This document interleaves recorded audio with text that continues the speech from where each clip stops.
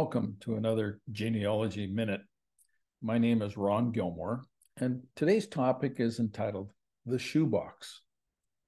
One summer on a family vacation, we stopped in to visit my Uncle Mac and my Auntie Gertie. Had a great visit, and as we were departing, she said, "Ron, you're the best person for this stuff." And she handed me a shoebox. I had no idea what was inside, but it looked like letters and postcards and things of that nature. Anyway, when I finally got home and had a chance to take a closer look at the material, it turns out that the majority of these letters were written by my grandfather while he was in the trenches of World War I in northern France and Belgium.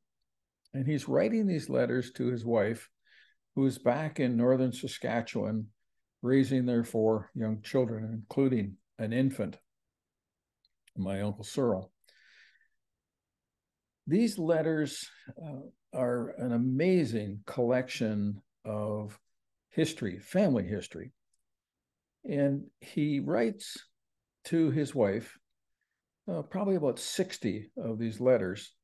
And he expresses his experiences in the trenches, the mud and the blood and the guts and the rats of World War I trench warfare. It's not a very comfortable place to be. He has nightmares about his family back in Canada. In one nightmare, he sees his wife burning, and there's enough detail in his nightmare that he can describe to her even the exact dress that she is wearing. Another nightmare, his oldest daughter, my Auntie Gertie, is drowning in a river. And in both instances, he is unable to help them. And he wakes up absolutely shaken to his soul. During his time in the trenches, of course, he receives some mail. Unfortunately, only one letter survives from my grandmother to him. He does receive letters from family. He has a brother who's also in the war, based in Salonika. He has letters from friends and family back in Ireland. And one letter arrives, and this is one of those unique black framed letters which announces a death in the family. The first one that he receives while he's in the trenches, it announces the death of his mother back in Ireland. It must have been a devastating moment. This was soon followed by another letter, black-lined also, and announced the death of his youngest brother, Victor. So this was not a comfortable time for a teacher by trade, by profession. He served in the Royal Canadian Dragoons in a machine gun corps, and fought at the Battle of Vimy Ridge, which was a major Canadian victory. He also fought at the Battle of Passchendaele, which was another successful battle for the Canadian Army. Interestingly, across the trenches on the German side, there was a strange young corporal running messages back and forth between the various levels of command in the German army. And society would wish that that particular corporal had not survived. That was not to be. One of the letters helped with some family genealogy. It described how the name Johnston came to be in our family tree. I had uncovered this name, but was unable to trace it back any further until I got this letter. And it was from an aunt to Thomas McCracken. And he learned in this letter that the Johnstons were originally named McShanes, and they lived in the southern part of Ireland near Cork, way down in the south. And the letter said that they were burned out by the RCs, meaning Roman Catholics, and they moved north to County Down and changed their name.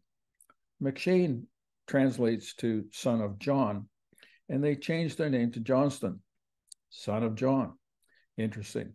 And so now I had the ability to crack through another one of those brick walls that we all face. Thomas was gassed on 3 occasions, and by the time of the end of the war, he was pretty much an invalid by the time he returned to Canada. He wrote letters to the editor of the local newspaper, the town where they lived, and described as best he could, despite the censors, the conditions of the war. I had all of these letters transcribed and arranged in chronological order.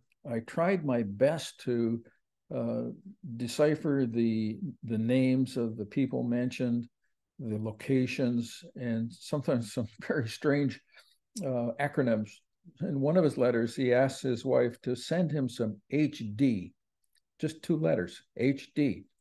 I had no idea what that meant. So here he is, he's in the trenches, he's 27 years of age, and apparently he's going a little bit gray at the temples. And he's asked his wife to send him some hair dye. Who in the world would care what you look like when you're in the trenches and, as I said, the mud? In any event, just a small aside, the things that you learn. I was able to have all these transcribed letters printed and bound, and shared them with our family as a Christmas gift to my kids and to my cousins. And it turned out to be just an excellent capture of a bit of family history. Postscript to this, Thomas returned, as I said, pretty much an invalid. And when the soldiers returned from the war, they brought back with them the swine flu, which was a deadly epidemic circa 1918. And this flu claimed the life of my grandmother within 3 weeks of his return from the battlefield. In any event, that's it for our Genealogy Minute for today. Thanks for listening, and hope you tune in for another episode. Much appreciated.